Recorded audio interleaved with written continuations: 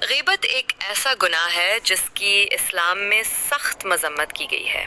یہ عمل نہ صرف دینی لحاظ سے نقصان دہ ہے بلکہ سماجی اور اخلاقی طور پر بھی بگاڑ کا سبب بنتا ہے۔ قرآن و سنت میں غیبت کو سختی سے منع کیا گیا ہے اور اس کے نقصانات کو واضح کیا گیا ہے۔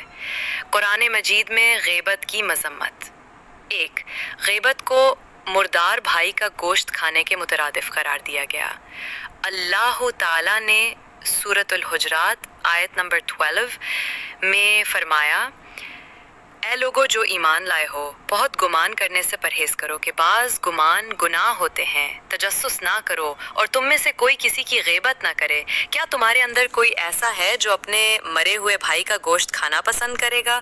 دیکھو تم خود اس سے گھن کھاتے ہو۔ اللہ سے ڈرو، اللہ بڑا توبہ قبول کرنے والا اور رحیم ہے۔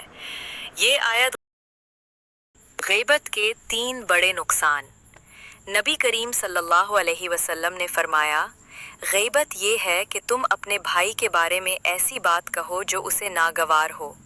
صحابہ نے عرض کیا، اگر وہ بات سچ ہو؟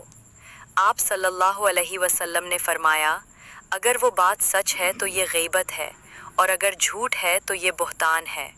صحیح مسلم نمبر 2۔ غیبت قیامت کے دن نقصان کا سبب بنے گی۔